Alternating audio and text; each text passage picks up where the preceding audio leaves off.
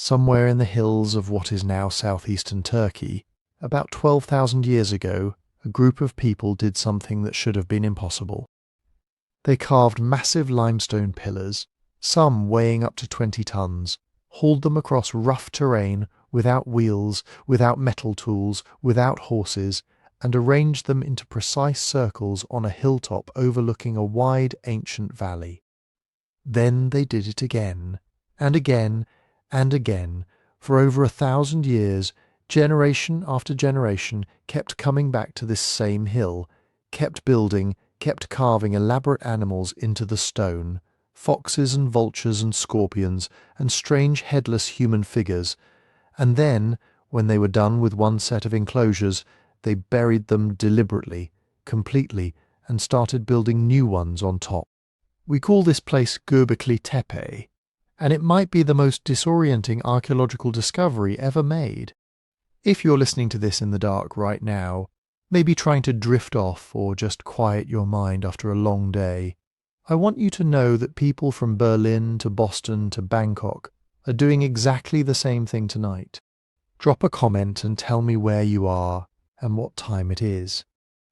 I read them all, and there's something quietly beautiful about realizing we're all here together across a dozen time zones, all at once.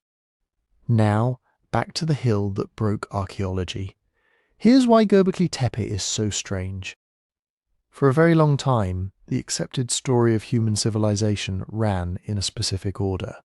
First came farming.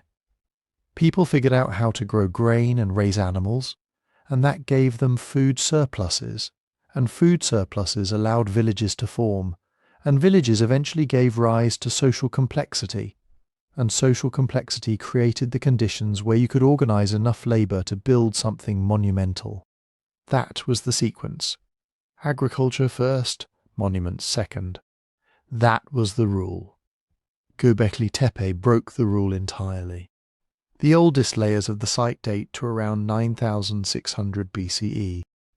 Farming as a widespread practice doesn't appear in this region until several centuries later. The people who built those first enclosures were, as far as archaeologists can determine, predominantly hunter-gatherers. They were mobile. They followed game and foraged for wild plants. They did not yet live in permanent settlements with granaries and domesticated crops, and yet they organized what must have been hundreds, possibly thousands of people across a sustained period of time to quarry stone, transport it, erect it, carve it with extraordinary precision, and maintain a site that grew larger and more elaborate with every generation. What archaeologists can say with real confidence about Göbekli Tepe is actually quite specific. The site has been dated through radiocarbon analysis and stratigraphic evidence with considerable accuracy. The enclosures were built in distinct phases, with the earliest and arguably most impressive ones. The larger T-shaped pillars arranged in oval rings predating the later, smaller constructions. The central pillars in each enclosure often feature carved arms and hands near their bases, suggesting they represent stylized human or human-like figures. The iconography across the site is remarkably consistent, the same animals appearing again and again, suggesting a shared, symbolic vocabulary, a mythology that must have been elaborate and widely understood to justify this scale of effort. And the scale really does matter. Archaeologists estimate that constructing even a single enclosure would have required not just skilled stone workers, but a reliable supply chain, people to feed the workers, people to coordinate the logistics, some form of social organization sophisticated enough to keep everything moving across what would have been months or years of construction. This was not a spontaneous gathering. This was planned, repeated, and maintained. Which brings us to the harder question. What was it for? Several interpretations have serious traction among researchers, and they're not necessarily mutually exclusive. One leading theory positions Göbekli Tepe as a ritual and ceremonial centre, a place where communities from across a wide region came together for feasting, for rites tied to death and the afterlife, for the kind of collective spiritual experience that bound scattered groups into a shared identity. The animal carvings support this reading. Vultures in particular appear frequently, and in many ancient cultures, vultures are associated with the dead, with the passage of souls, with the threshold between worlds. Another interpretation frames it as a pilgrimage hub, a fixed sacred point in an otherwise mobile landscape. Hunter-gatherers ranged widely, but they also had territories, meeting places, seasonal gathering sites.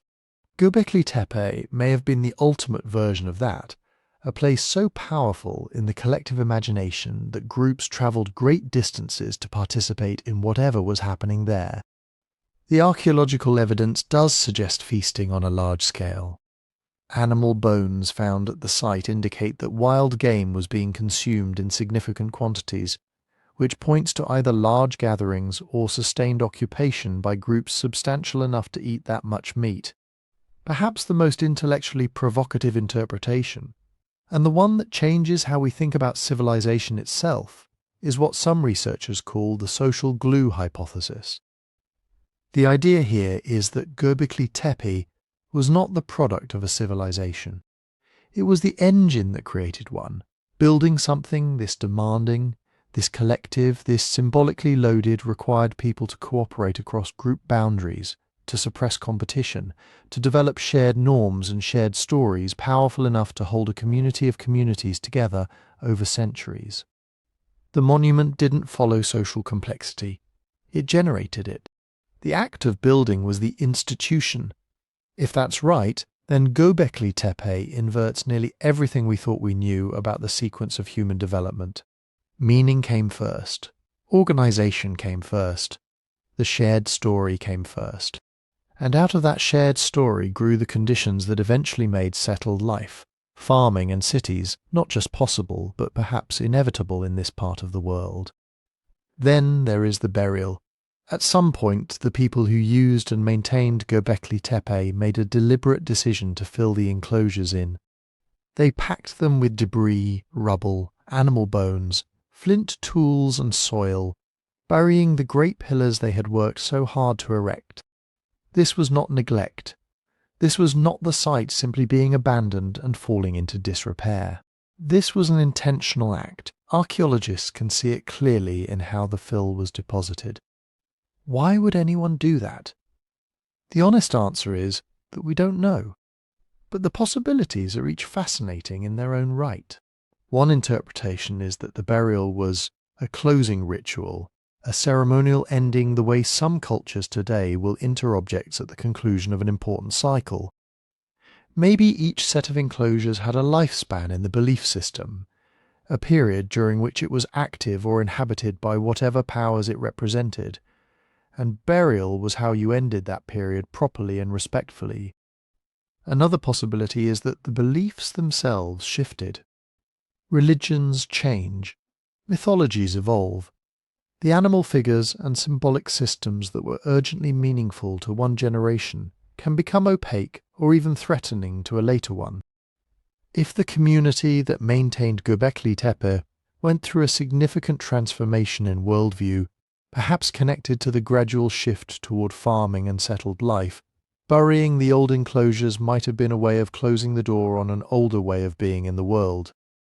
A more practical interpretation suggests that the burial was structural, that filling old enclosures created a stable platform for building new ones on top. But even if that's true, the choice to bury rather than demolish, to preserve rather than destroy, tells you something about how these people felt about what they were covering up. You bury things you consider sacred. You bury things you want to honor, even as you move past them. And here is where Göbekli Tepe delivers its first quiet warning across 12,000 years of silence. The people who built this place understood something profound. They understood that shared meaning is the most powerful tool a human community possesses. More powerful than physical strength, more powerful than resources, more powerful even than technology. A story that enough people believe completely can move 20-ton stones across a landscape without a wheel in sight. A shared symbol system can hold together communities that would otherwise have no reason to cooperate. can suppress the conflict that would otherwise tear a fragile society apart, can sustain a project across dozens of generations. But meaning is also fragile. Beliefs shift. The stories that mobilize one generation can feel empty or wrong to the next. When the conditions change, when the climate shifts, when the economy transforms, when contact with outsiders introduces new ideas, even the most monumental expressions of a civilization's deepest values can be quietly buried and walked away from. Not destroyed in some dramatic collapse, just gently covered over, the way you might close a book you've finished reading. Göbekli Tepe was not a civilization in the full sense we usually mean. There were no kings here, no tax records, no armies. But it shows us the raw ingredients. It shows us that before any of those things existed, before writing or bronze or cities or law, human beings were already doing the most essentially human thing of all. They were reaching for something larger than themselves, building it in stone so it would last, and trying, in their own way, to make meaning stick. The question every civilization after them would struggle with is the same question their buried pillars ask us now. What happens when the meaning fades? About 300 miles west of Göbekli Tepe, and roughly 2,000 years later, something else was happening on the Anatolian plain. Something that looks, at first glance, completely different. Where Göbekli Tepe was a hilltop monument, a gathering place, a site built for ceremony, and then deliberately buried, this new place was a home. Thousands of homes stacked together so tightly that there were no streets between them at all. We call it Çatalhöyük, and it may be the strangest large human settlement ever discovered. Picture this. You are living around 7000 BCE in what is now south-central Turkey. Your community has roughly 5,000 to 8,000 people, which by any measure of that era makes this one of the densest concentrations of humanity on Earth. But if you were to look at your town from above, you would see almost no open space between the buildings. The houses are pressed directly against each other, sharing walls, sharing heat in winter, sharing the accumulated weight of centuries. There are no roads running between them, no alleyways, no public squares in any arrangement that would suggest a planned civic centre. To move through this settlement, you walk across the rooftops. You enter your home through a hole in the ceiling, climbing down a wooden ladder into the dim interior. Every morning you go up through the ceiling to cross the neighbourhood, and every evening you descend back down into the earth. Archaeologists have been excavating Çatalhöyük seriously since the 1960s, and what they found there continues to resist easy interpretation. The site was occupied for over 1,000 years, from roughly 7,500 to 5,700 BCE. During that time, the people living there maintained practices that are remarkably consistent across generations, which tells you that social norms were powerful and stable, even if we can't quite figure out who was enforcing them. The houses themselves are the first clue to how this society worked. They are almost all the same size. Not identical, but similar enough that archaeologists have struggled to identify the residents of any obvious elite. No single dwelling stands out as a palace, a chief's compound, a priest's hall. No one house is dramatically larger or more elaborately decorated than the others. If there was a ruling class at Çatalhöyük, they were remarkably bad at the one thing ruling classes everywhere else have always been good at, which is making their wealth visible.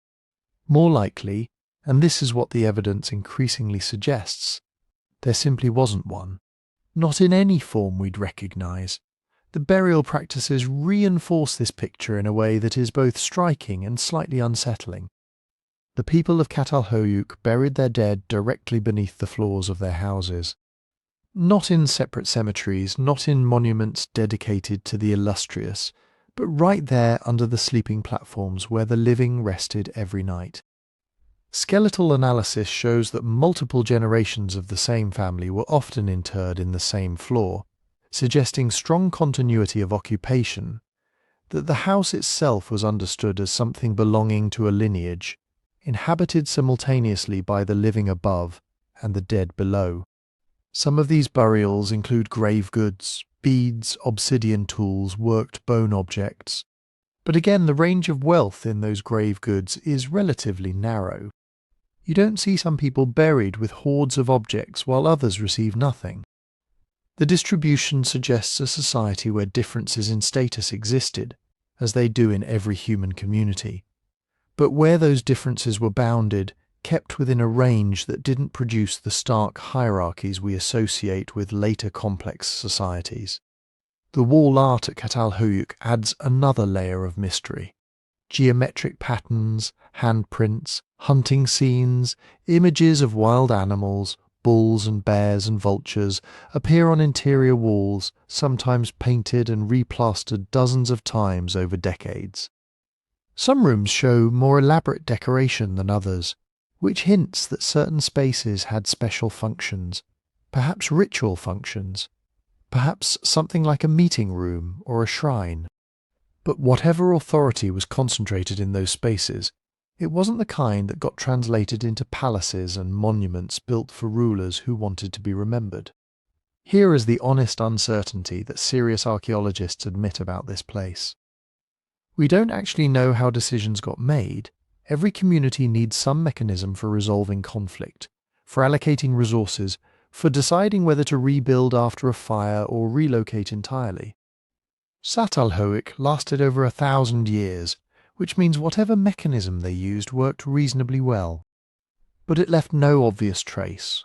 No council chamber we can point to, no record of a legal system, no clear evidence of a specialized administrative class.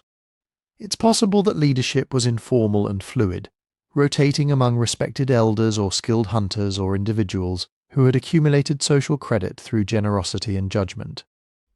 It's possible that kinship networks did most of the organizing work, with decisions emerging from negotiation among family groups, rather than from any central authority. We genuinely don't know, and that uncertainty is itself important, because it means we're looking at a form of social complexity that doesn't fit the model we've been taught to expect. What we do know is that complexity existed. Trade networks connected Çatalhöyük to sources of obsidian many miles away, and that obsidian appears in standardized tool forms throughout the site, suggesting organized production and distribution, not just casual exchange. Wall plaster was maintained with evident care. Grain was stored and managed. The sheer logistical challenge of feeding and housing 8,000 people in a single dense settlement without running water, without wheeled transport, without metal tools, without any of the infrastructure we associate with urban life, required coordination that was real and sophisticated, even if it was structured differently from anything that came after. And then the pressures began. A settlement that dense creates problems that would have been invisible to the scattered hunter-gatherers of earlier generations. Sanitation is the obvious one. You cannot put 8,000 people in a tightly packed cluster of houses and avoid the accumulation of waste, the contamination of water sources, the spread of disease through close contact. Skeletal analysis from Çatalhöyük does show elevated rates of infection and nutritional stress over time, particularly in the later occupation layers. The bones tell a story of a community under increasing physiological strain. Children show signs of growth disruption. Adults carry evidence of chronic infections. The density that made Çatalhöyük a remarkable social experiment was also slowly making its inhabitants sicker. Resource pressures compounded this. The surrounding landscape, which would have been rich and productive when the settlement was first established, shows signs of intensive use over centuries. The animal bone assemblages from different time periods tell you that the wild game nearest to the site became scarcer as generations passed, requiring people to range further for the same return. Wood for fuel and construction, wild plants for food and medicine, the web of ecological relationships that sustained the settlement slowly frayed under the weight of continuous occupation. Climate added its own pressures. The period during which Çatalhöyük was occupied saw gradual shifts in rainfall patterns across Anatolia. The landscape didn't transform overnight, but the slow tightening of conditions would have made a community already stressed by sanitation and resource depletion significantly more vulnerable. Trade networks that had once supplied reliable flows of obsidian and other goods shifted as populations moved and regional economies reorganized. The world around Çatalhöyük was changing, and eventually the settlement couldn't stay the same. Around 6200 BCE, the site shows evidence of significant disruption. Population appears to have declined. Some parts of the settlement were abandoned. The extraordinary continuity of practice that had defined the community for so many centuries begins to break down. By around 5700 BCE, the main mound at Çatalhöyük was no longer inhabited as it once had been. People didn't vanish, they dispersed.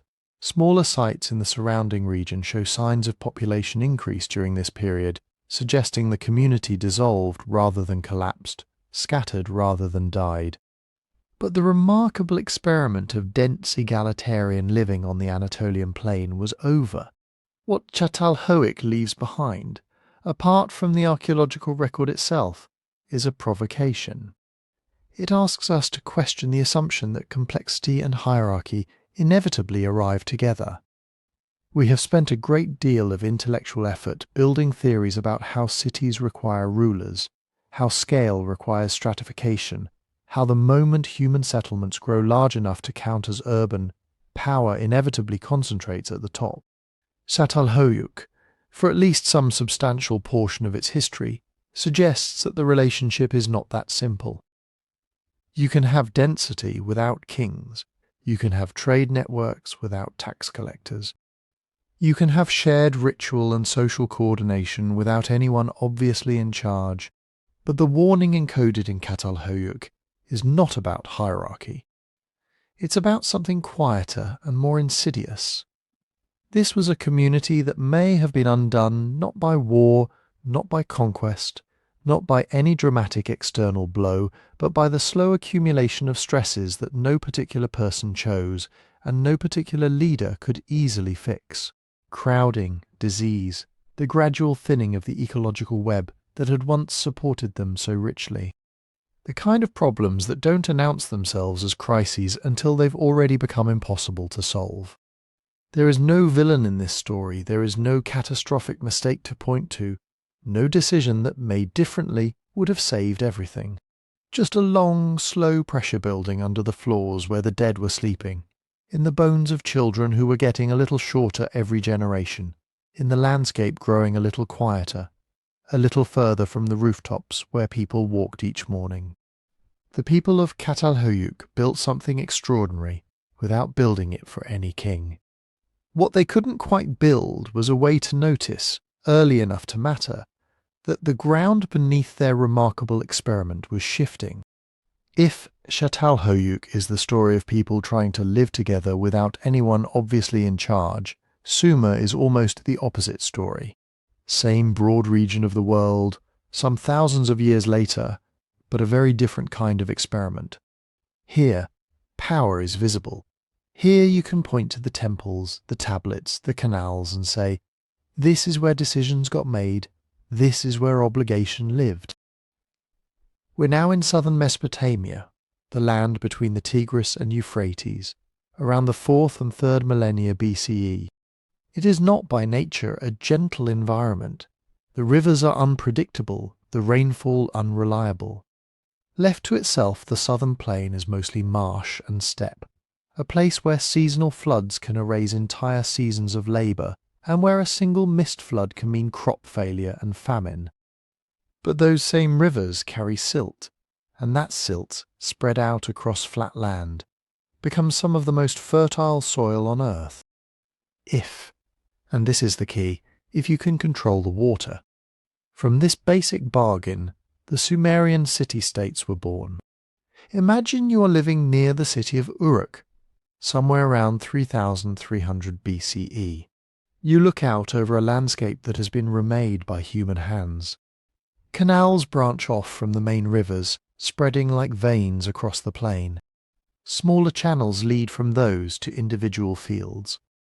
Embankments, levees and dikes hold back the water when it's high and guide it when it's low. The whole thing is a vast hydraulic web that has to be maintained constantly.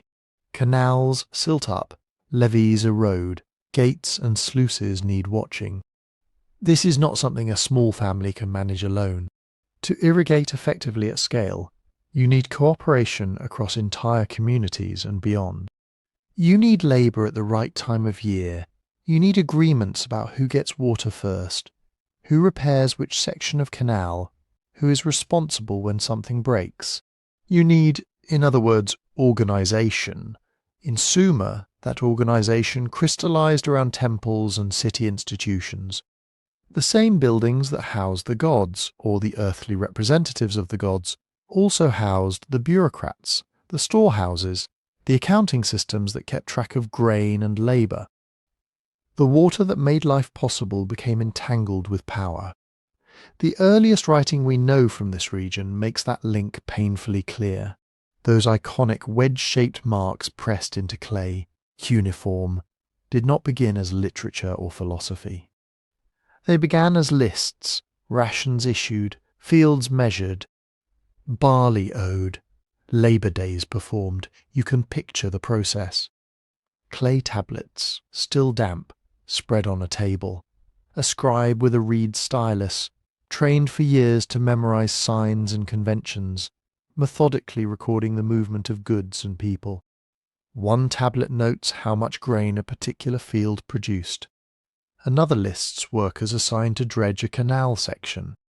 Another tallies offerings brought to the temple. Writing is not neutral here. It's a technology of control. Over time, these administrative records accumulated into a kind of shadow map of the city. Who owned what? Who owed what? Who worked for whom? Temples and palaces became not just religious or political centres, but information centres. To be literate was to wield a kind of magic that most people never touched. Fewer than 1 in 100 inhabitants could probably read and write in those early centuries. Those who could sat at the intersection of water, grain and obligation. But the system that made Sumer rich was also quietly making it vulnerable. Irrigation in a flat, hot landscape carries a hidden cost. When you divert river water into fields, some of it evaporates. The salts dissolved in that water do not. They stay behind in the soil. Year after year, if the drainage is poor and the water table rises, those salts build up. At first, yields are high. Then, slowly, mysteriously from the farmer's perspective, certain crops do worse. Barley, more salt-tolerant, replaces wheat. Eventually, even barley struggles. We can read this in the texts. Over generations, recorded yields in some regions decline. We can also read it in the soils themselves, in the chemistry of excavated fields. This wasn't a single disaster. It was a long, slow poisoning of the land by the very water that had once made it fertile. At the same time, the climate of the wider region seems to have oscillated.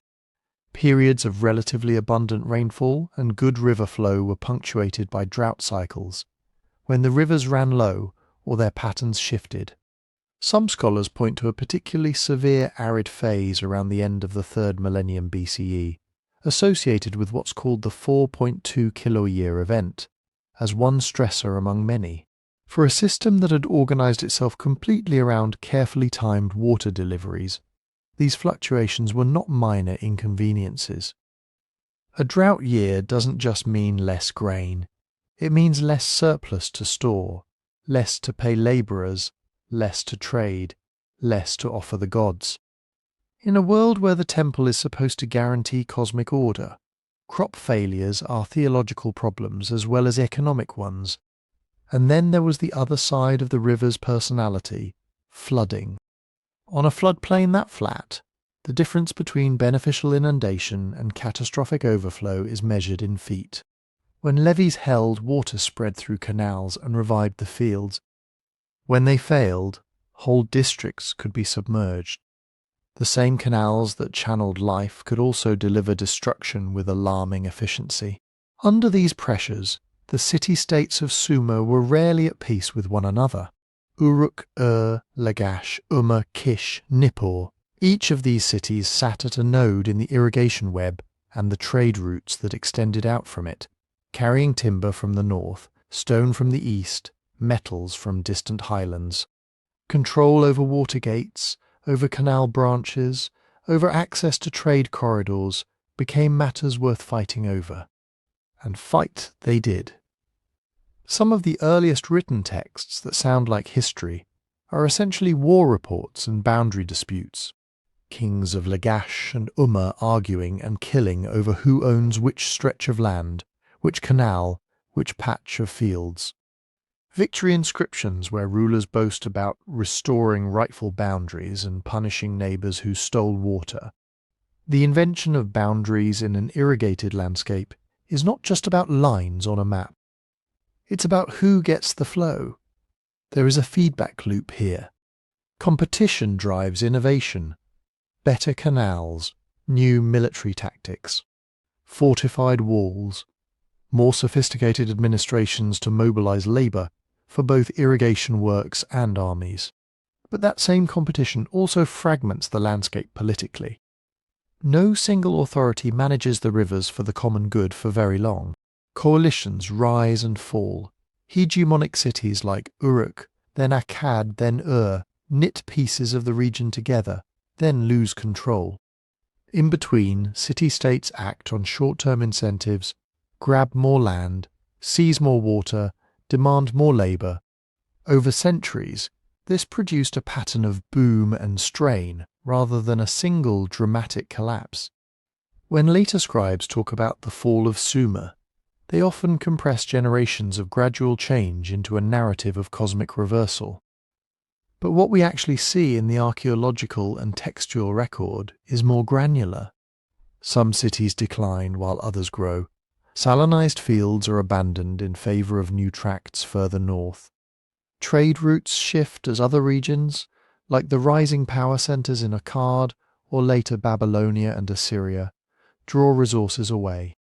Conquering armies arrive from the north or east, bringing their own gods and rulers but often keeping the same canals, the same cities, the same scribal offices humming along. The warning embedded in this story is not that irrigation is bad, or that writing inevitably leads to doom. It's subtler. The very technologies that made Sumerian life possible controlled water, centralized storage, systematic accounting, created systems that were astonishingly productive, but also increasingly rigid. Once your city is built around a particular canal network, you can't easily pick it up and move when the soil goes salty. Once your administration relies on precise tallies of grain and labour to fund armies, feed priests, and pay workers, you can't easily pivot when yields begin to fall. The bureaucracy that keeps everything running also locks you into the assumption that next year will look enough like last year that the numbers stay meaningful. As long as the environment cooperates, that assumption holds. When it doesn't, the very complexity that once buffered you from risk turns brittle. Irrigation that once smoothed over bad years starts amplifying the damage of long-term soil change. Accounting systems that once made it easier to coordinate large projects now reveal, with a terrible clarity, just how far short the harvest has fallen, and how many obligations are about to go unmet. Sumer's cities did not vanish overnight. Many of them never really vanished at all. They were simply absorbed into new political configurations, their temples rededicated, their scribes hired by new masters, their canals relabeled on new tablets.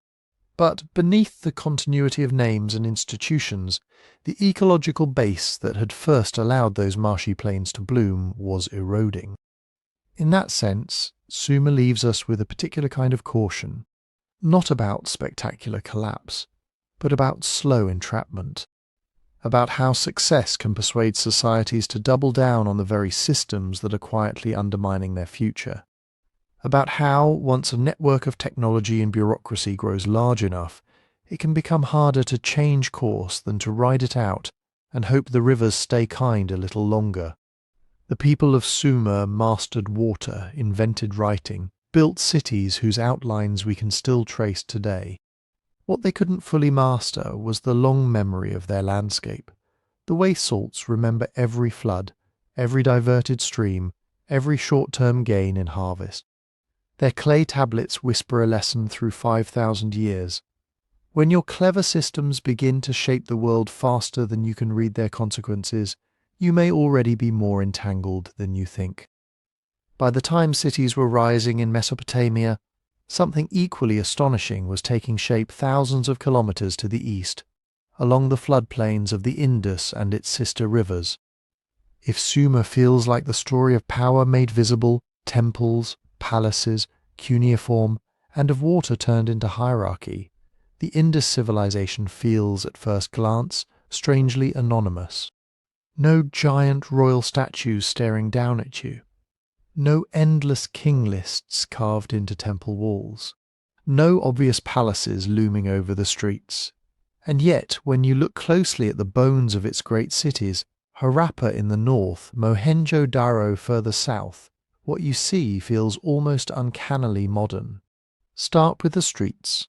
In many ancient cities, roads twist and meander, the cumulative result of paths worn by feet over generations. In the Indus heartland, by contrast, the main streets of the cities run in straight lines, crossing at near right angles, laid out on a grid. North-south, east-west, major avenues, then smaller side lanes feeding into them. It's the kind of pattern we associate with urban planning commissions, surveyors with measuring ropes, someone thinking ahead about drainage and traffic flow.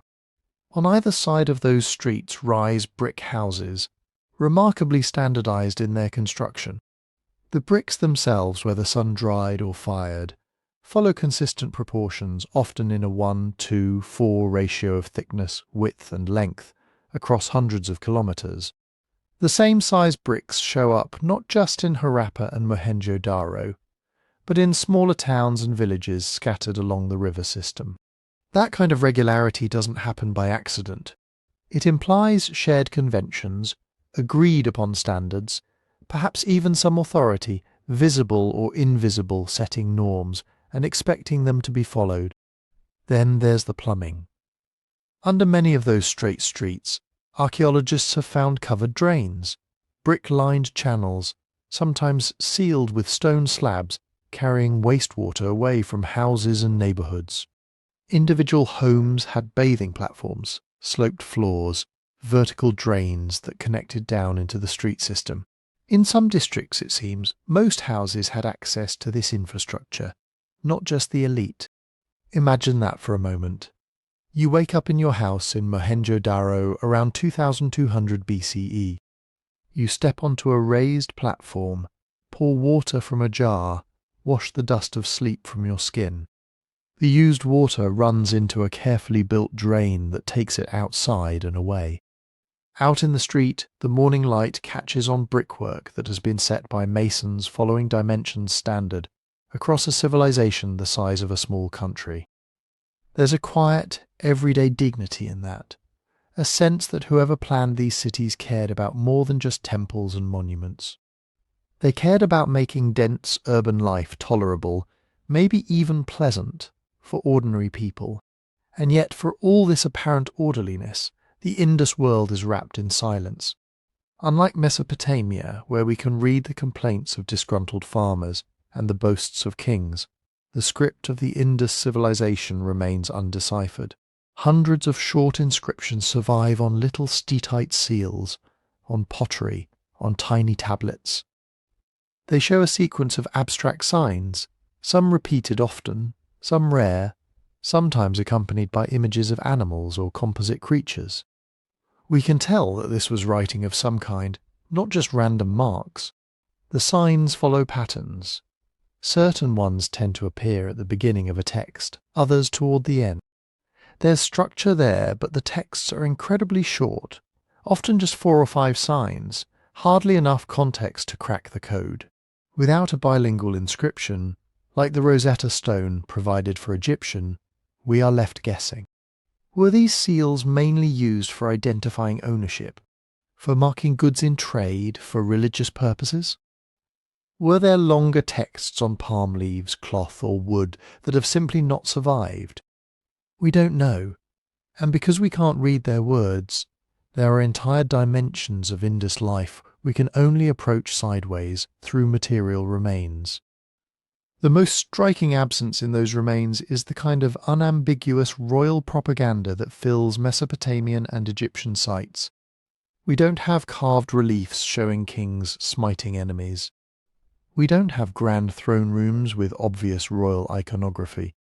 Even the largest buildings, like the so-called Great Bath Complex at Mohenjo-Daro or the massive granary-like structures at Harappa, don't scream palace in the way Near Eastern architecture does. There are fortified walls, yes, city edges strengthened with heavy brickwork. There are raised citadel mounds with impressive structures. But inside those complexes, what we see looks as much like public or ritual space as kingly residence. Bathing areas, assembly-like halls, storage rooms, platforms. This has led some scholars to imagine the Indus cities as run by councils, neighbourhood assemblies, or some kind of corporate or guild-based governance, rather than powerful individuals.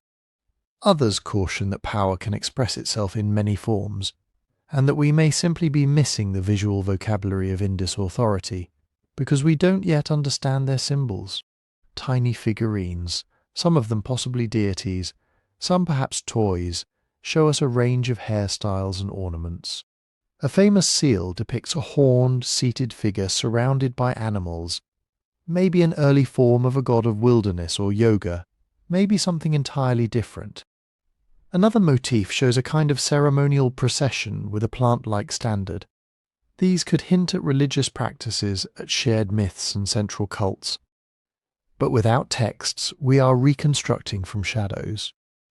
What we can see more clearly is how deeply woven into their landscape these cities were, and how vulnerable that made them. The Indus civilization, also called the Harappan civilization, was not just a pair of cities. It was a broad, interconnected urban culture stretching from what is now northeast Afghanistan down to the Arabian Sea, and from the Iranian borderlands across into the plains of western India. Many of its sites cluster along river channels, both the mighty Indus itself and a series of now vanished or reduced rivers to the east.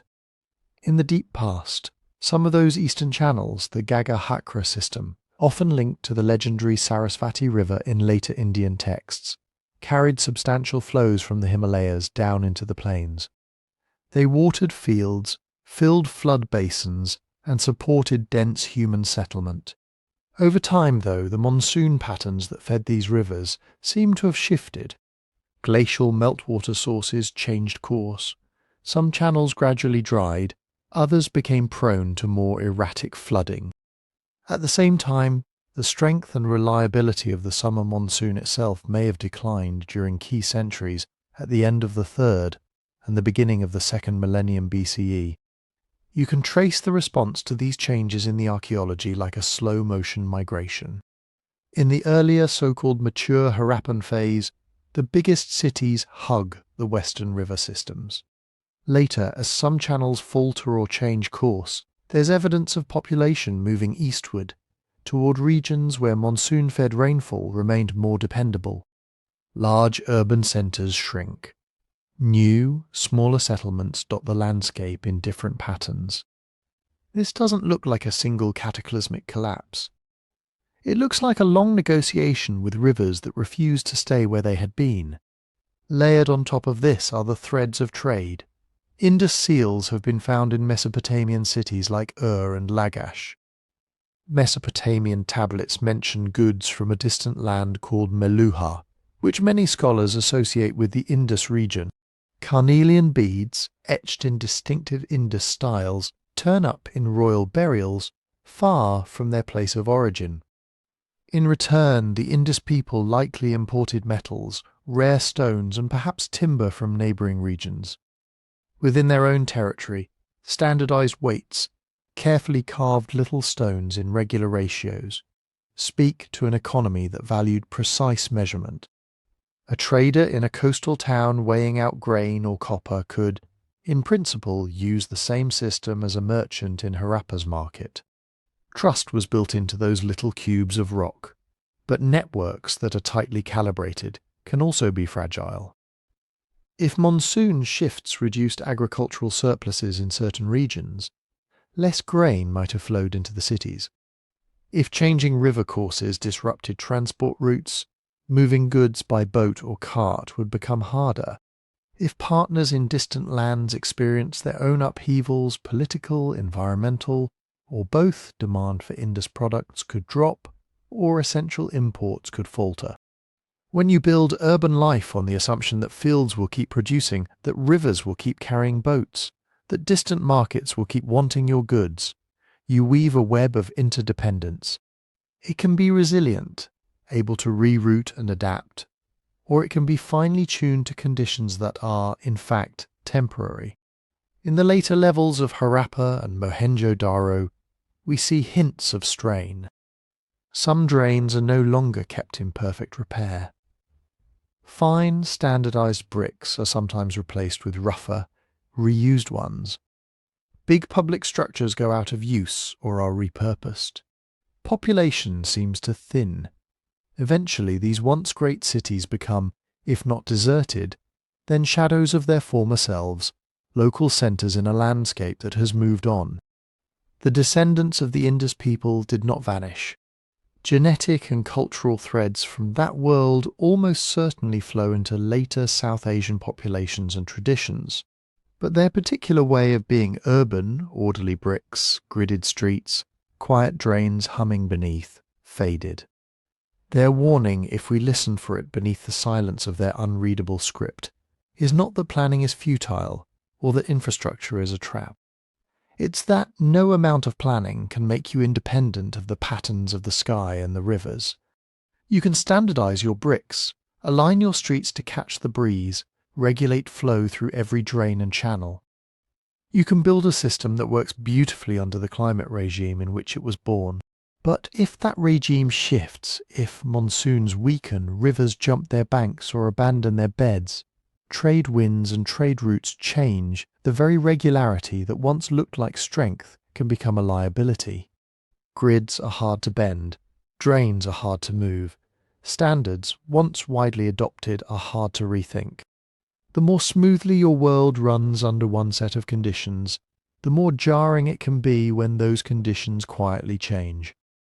In Harappa and Mohenjo-Daro, we glimpse a civilization that mastered the art of making dense human life clean, ordered and interconnected long before modern plumbing or building codes. What they could not fully master was the long, slow turning of the monsoon cycle, the restless wandering of rivers across their floodplains, the way global connections can fray when many regions face stress at once.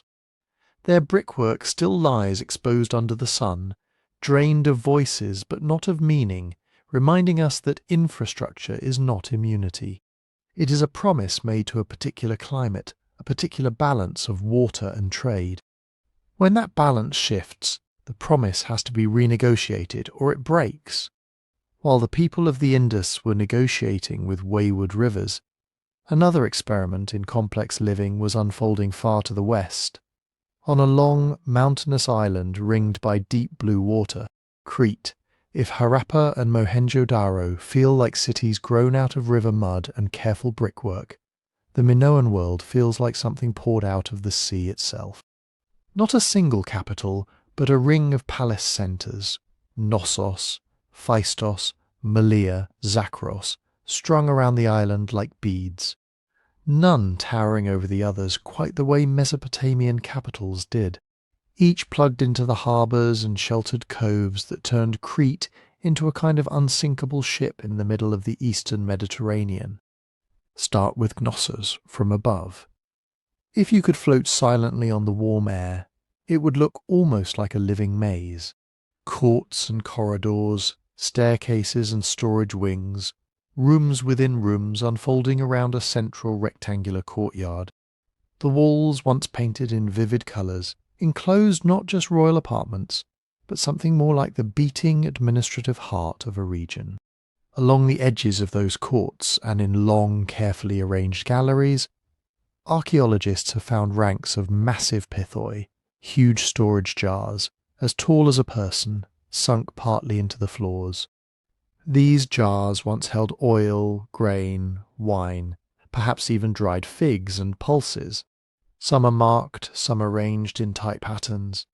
Nearby there are magazines, storage rooms lined with partitions, bins and niches. This doesn't look like a palace in the sense of one family's pantry. It looks like a logistics centre. Farmers from the surrounding countryside may have brought their produce as tax, tithe or offering. The palace then redistributed those surpluses, feeding craft workers in attached workshops, provisioning religious festivals, maybe supporting ships that sailed out loaded with Cretan goods. Bronze tools and weapons, fine pottery, olive oil, textiles dyed in costly colours. Because wrapped around that storage system was specialisation. In and around the palaces, you find rooms with rows of loom weights, spaces that were once thick with the clatter of weaving, areas set aside for pottery production, with wasters, misfired shards still lying where they fell.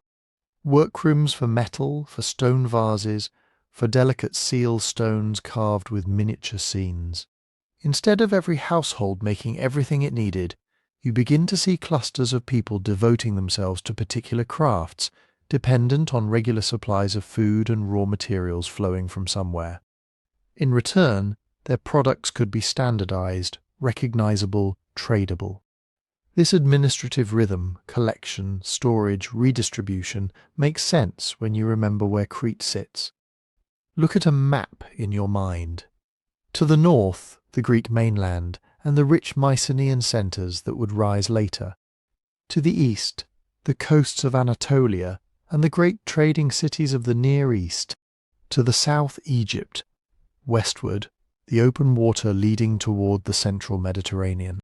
Crete lies in the middle of this crossroad. Control its harbours and you can touch many worlds. Send out ships stocked with oil and fine pottery. Bring back copper from Cyprus, tin from faraway sources, rare stones, luxury objects, and ideas. The palaces look in that light like engines of maritime power. Not just local manor houses, but nodes in a sea-spanning web. Inside those nodes, the walls start to talk. On plaster smoothed and painted while still damp, Minoan artists laid down scenes in reds, blues, whites, and blacks that still feel startlingly alive. Dolphins arching through stylized waves, schools of fish, octopuses wrapping their tentacles around imaginary currents. Young men and women with long flowing hair and elegant waistlines moving through ritual processions. Bull-leaping scenes where lithe figures grab the horns of a charging bull and vault over its back. There is a lightness to much of this imagery. You don't see endless battle scenes or kings trampling enemies. You see nature, motion, dance, and above all the sea. Even in religious or ritual scenes, the ocean is there as background, as setting, as mood. The island's identity seems soaked in salt water. Shrines on remote peaks may have looked inward, toward the rugged interior, but the palaces looked outward, across the waves. And yet, as with the Indus seals, the written voice that could explain all this is muffled. On clay tablets in little inkpot-like depressions, Minoan scribes recorded something in a script we call Linear A. We can read the signs in the sense of knowing their shapes and sequences, but we cannot understand the language underneath. The texts are often administrative lists of goods, names, numbers, but the content remains largely opaque. So we infer, we read the frescoes like dreams, the storage rooms like ledgers, the harbours like balance sheets. For a long time it was tempting to imagine this world ending in a single, cinematic moment.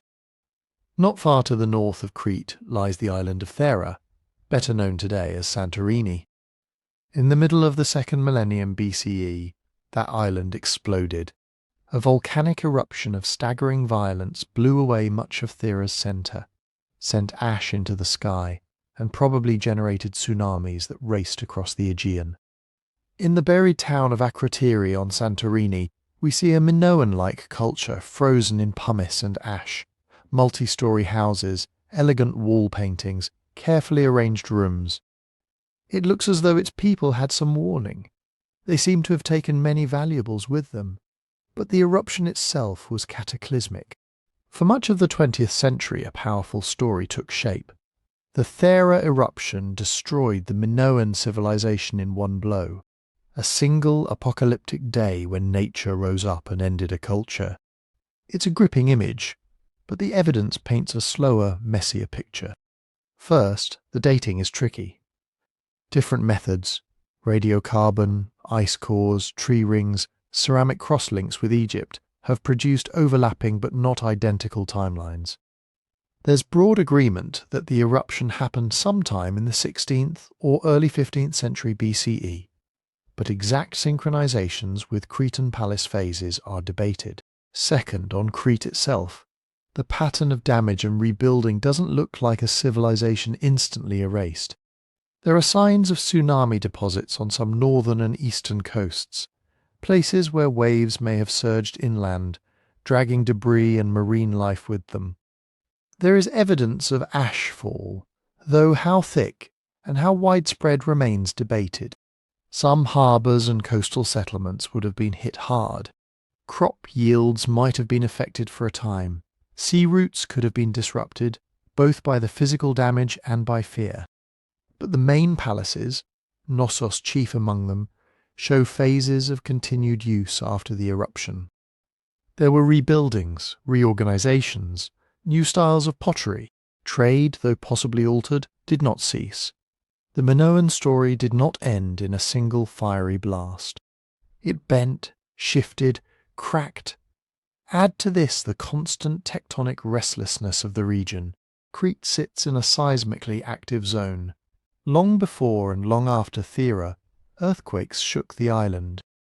Archaeologists see collapsed walls, toppled columns, and rebuilt structures in multiple layers. Some palatial destructions look very much like earthquake damage rather than war or fire. Tsunamis need not have come only from Thera. Other undersea quakes can send destructive waves ashore. Overlay this with human factors. Over the centuries after the eruption, you start to see changes in power dynamics across the Aegean. On the Greek mainland, Mycenaean centres, Mycenae, Pylos, Tiryns are growing in strength. Their elites are building massive cyclopean walls, filling shaft graves and tholos tombs with gold and imported luxury goods, some of which come from Crete. At some point, the script in Cretan administrative centres shifts. The older Linear A gives way to Linear B, a different set of signs used to write an early form of Greek. When Linear B tablets appear at Knossos, they speak a language we can actually read. Inventories of oil, lists of workers, allocations of wool. This suggests more than just a change in bureaucratic fashion. It likely signals a change in who is running the show. Mycenaean presence on Crete grows more visible in the material record, in pottery styles, in certain architectural features, in administrative practices. Whether this was the result of conquest, gradual infiltration, elite intermarriage, or some mix of all three is still argued over. But by the later 2nd millennium BCE, the island that had once radiated its own distinctive culture across the sea is increasingly entangled in and overshadowed by a mainland Greek power system. In the layers where palaces burn for the last time or fall out of use, you can almost feel the convergence of pressures. Earthquakes weakening structures demanding constant repairs, volcanic fallout and tsunamis from Thera, or other events damaging fields and fleets, unsettling trade networks. The slow rise of aggressive neighbours who saw wealthy palace stores and strategic ports as prizes. Perhaps internal political struggles too, as elites argued over how to adapt to a changing world. No single hammer blow, but many smaller strikes, some natural, some human, some from within, some from beyond the horizon. The warning their story whispers is different from that of the Indus, but it rhymes. If you are a people of the sea, the waves will lift you, and they will expose you. Maritime prosperity depends on connections, to distant markets, to steady winds, to predictable sailing seasons. It depends on ships that can leave and return, on harbours that are safe, on coastlines that are not regularly flooded by walls of water from distant volcanoes. As long as those conditions hold, the palace system makes sense. Collect surpluses, specialise production, funnel goods through a few major centres, and let ships turn stored grain and oil into gold and status. But when the sea itself becomes erratic, when traded partners falter, when volcanic islands explode, when earthquakes shake your harbours and send surges down your coasts, the very concentration of wealth and decision-making in a few palaces becomes dangerous. If a palace is a hub in a network, then anything that knocks out that hub literally or figuratively sends shockwaves through everything connected to it. On Crete, we see an early version of a pattern that repeats in later maritime empires. The same openness that makes you rich also makes you vulnerable. To storms, to pirates, to rival fleets, to eruptions you never see coming. The frescoes of dolphins and dancing youths, the airy staircases and light wells of Knossos feel almost timeless in their beauty. But beneath them lies the reminder that beauty and connectivity do not guarantee durability. You can orient your whole society toward the sea, ritually, economically, artistically, and thrive for centuries. Yet if you don't also build ways to absorb shocks from that same sea, the day may come when the waves bring more than trade. They bring the test. While palaces on Crete were feeling the tremors of a restless sea, another experiment in long-lived complexity was unspooling along a very different kind of water. Not waves, but a pulse. The Nile.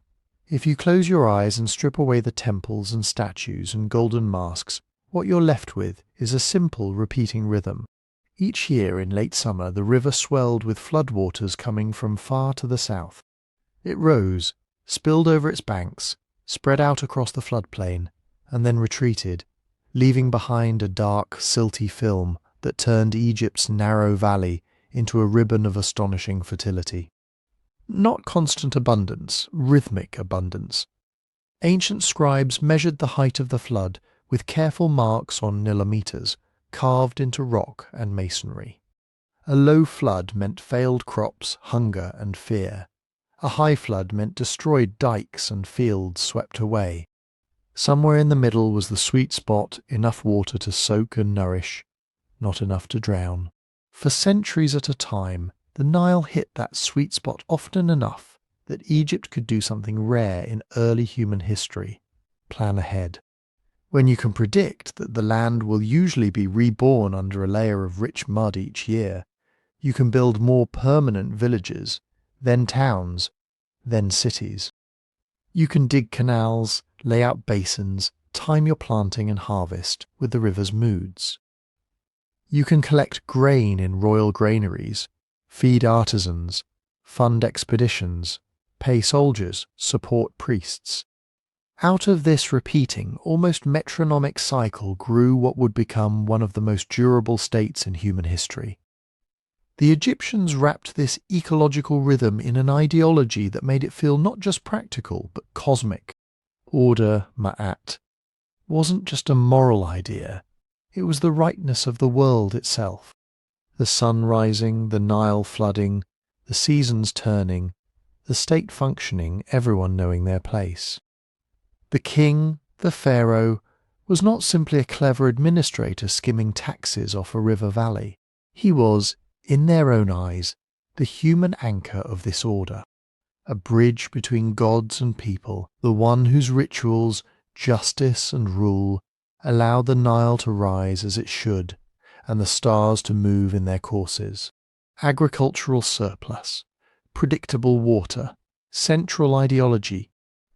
3 strands twisted into a cable that could hold and hold and hold, until it slipped.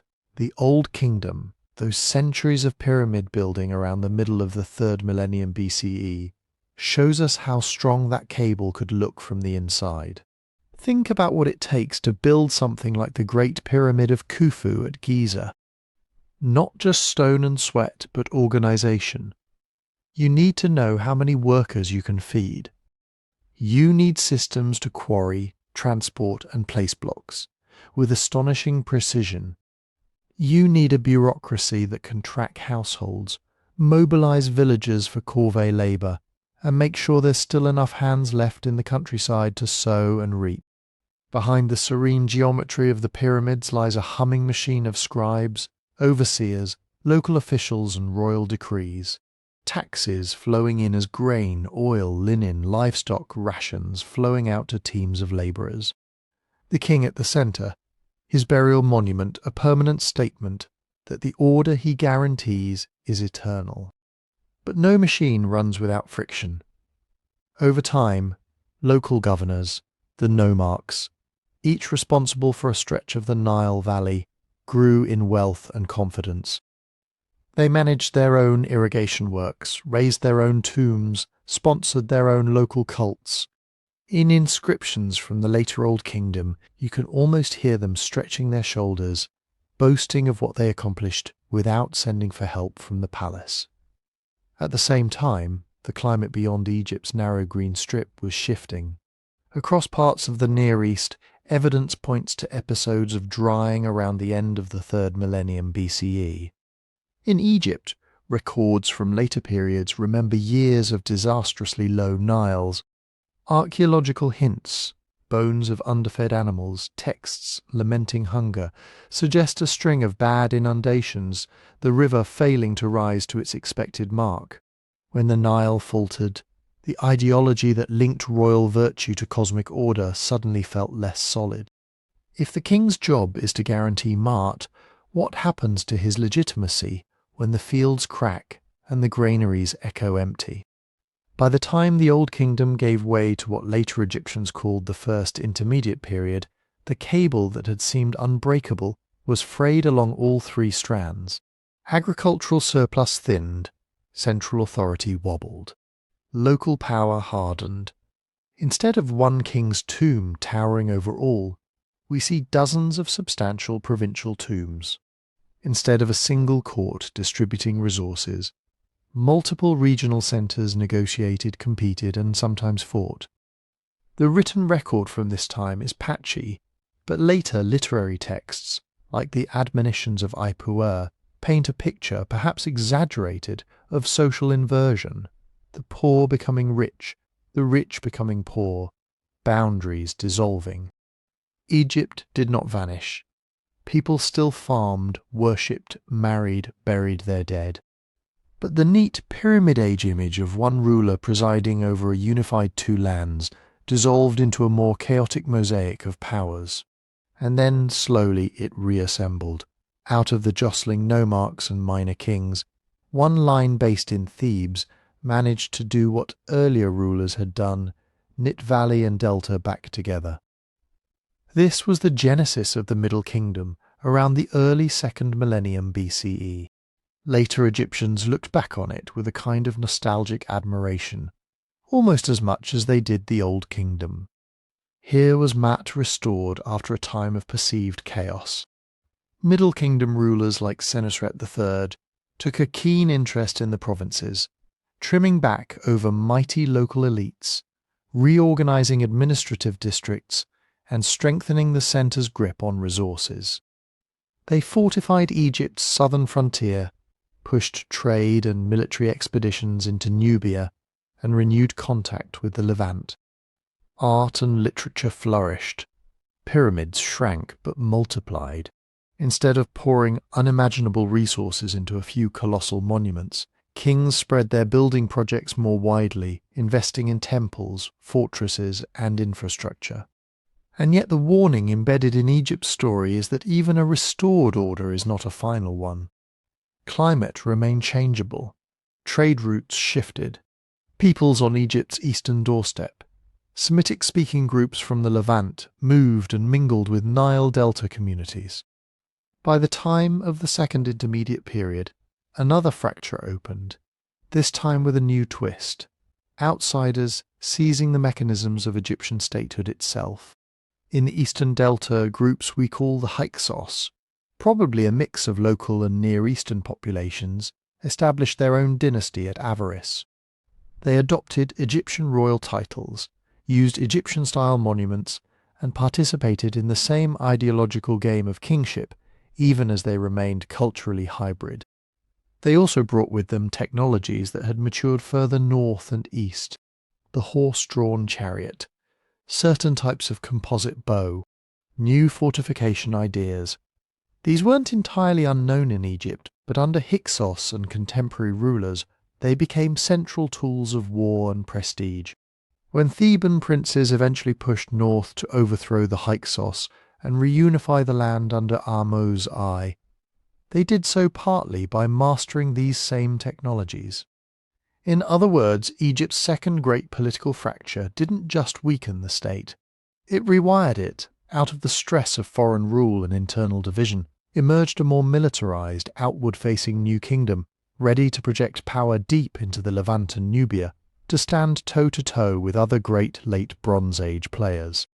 Which brings Egypt to another storm front, the wider collapse that swept through the eastern Mediterranean around the late 13th and early 12th centuries BCE. While cities in Anatolia and the Levant were burning, and the Hittite Empire was coming apart, Egypt found itself under pressure from multiple directions: Libyan groups from the west, mysterious sea peoples by land and sea, internal unrest fueled by economic strain. Texts from the reigns of Merneptah and Ramesses III describe desperate battles against invaders. Scenes in temple reliefs show chariots crashing, ships overturning, prisoners marched in long lines. At the same time, there are hints of grain shortages, workers striking when rations fail to arrive, temples complaining of inadequate endowments. Egypt did not disintegrate the way some of its neighbours did. There was no single terminal firestorm that swept the valley empty of people. Instead, we see a narrowing. After Ramesses III, royal power became more localized, wealth more concentrated in temple institutions and priestly families. The new kingdom's far-flung empire shrank back toward the Nile. The central court's grip slackened, and regional authorities, especially in Thebes, gained more autonomy. Once again, under prolonged stress, climatic shifts, disrupted trade, population movements, elite competition, the system didn't simply fall, it reconfigured. Old Kingdom, Middle Kingdom, New Kingdom. On paper, they look like three acts of a single long play. But between them lie these intermediate periods, times when the curtain never quite falls, but the scenery is being changed in the dark. The peasants along the river kept planting when the water allowed. The scribes kept copying texts. The gods kept their festivals. But who claimed to embody Ma'at where surplus flowed, and how power was justified, all of that shifted again and again. The warning Egypt leaves is subtle because of its very longevity. When a civilization lasts for 3,000 years, it's tempting to see it as almost immune to collapse, to imagine that if you can just achieve the right mix of fertile land, surplus, and shared ideology, you can ride out anything. Egypt shows that endurance can coexist with repeated crisis. A predictable ecosystem is a gift, but it is not a guarantee. When the flood gauge drops too often, when harvests fail, when central granaries cannot smooth over local shocks, the story that binds ruler, river, and cosmos begins to wobble. People tolerate hierarchy, taxation, and distant decision-makers as long as bread arrives and order feels real. When bread thins and order feels rigged or absent, provincial governors, foreign warlords, ambitious generals, and disillusioned scribes all start imagining alternative arrangements. Egypt's genius was to restitch itself after each tearing, sometimes more authoritarian, sometimes more fragmented, sometimes more cosmopolitan, sometimes more inward-looking. But each restitching left seams, scars, and new kinds of vulnerability. In the next civilization, We'll watch what happens when one of Egypt's great rivals, the Hittite Empire, hits a stress test it cannot survive. In a world where chariots race, grain routes snap, and the Bronze Age order comes undone. If Egypt was built around a river's steady pulse, the Hittite Empire grew up on a high, rough plateau where nothing came easy. Anatolia is not a single unified landscape. It's a patchwork of mountains, valleys, and basins. Snow-fed streams, dry uplands, harsh winters, hot summers. To hold this region, you couldn't just sit in one fertile strip and wait for the river to rise. You had to move, negotiate, fight, bind together pieces that did not want to stay bound. The kings who ruled from Hattusa in central Anatolia did exactly that. If you could stand on one of their fortress walls in the 13th century BCE and look out, not with your eyes, but with your awareness, you would feel connections radiating in every direction. To the southeast, towards Syria and the great city of Aleppo. To the south, toward the port of Ugarit and the warm waters of the Mediterranean. To the east, toward Assyria and the upper Tigris. To the west, toward the Aegean and the rising power of Mycenaean Greece. The Hittites were in many ways a landlocked empire. Their core was inland, their heartland ringed by mountains, their strength based on controlling passes, plateaus and vassal states. But through those passes everything moved: metals, timber, horses, diplomats, brides, scribes, threats. Where Egypt wrapped power in cosmic certainty, Hittite rule looked more like continual management of a complicated, quarrelsome family. Their archives, when we can read them, are full of letters and treaties. The Hittites were early masters of international paperwork. They wrote in cuneiform on clay tablets, not just in their own language, but in Akkadian, the diplomatic lingua franca of the late Bronze Age. They sent envoys to Babylon and back. They corresponded with pharaohs on terms of near equality. They negotiated with small Syrian city-states, vassal kings in western Anatolia, and local dynasts on their fringes. Some of the earliest known peace treaties in history bear Hittite fingerprints. The most famous is the treaty after the Battle of Kadesh, around 1258 BCE, between the Hittite king Hattusili III and the Egyptian pharaoh Ramesses II. The battle itself was messy, claimed as a victory by both sides. The treaty that followed, though, is crystal clear in its logic. Two great powers, exhausted by conflict, agreeing to mutual defence and non-aggression, to the return of fugitives, to a framework for coexistence. It reads in a way like an ancestor of modern international law. But to need that kind of treaty, you have to live in a world already tightly linked. By the late Bronze Age, around the 14th and 13th centuries BCE, the Eastern Mediterranean and Near East formed an interdependent web that would feel strangely familiar to us. Copper from Cyprus, tin from distant mountains in Anatolia, Central Asia, or perhaps further east. When you alloy them, you get bronze, harder, sharper, more reliable than pure copper. The metal of tools, weapons, chariot fittings, prestige objects. Timber from Anatolian forests, linen from Egypt, luxury textiles from Mesopotamia, lapis from Afghanistan, ivory from Africa, glass ingots, dyed a deep royal blue, shipped in bulk to be remelted and shaped. On the sea coasts, ships plied regular routes, hugging shores, stopping at ports whose names we only partly know. On land, caravans crept along mountain tracks and over plains, paying tolls, passing fortresses, stopping at caravanserais. The Hittite Empire sat astride many of these land routes. It taxed them, protected them, fought over them.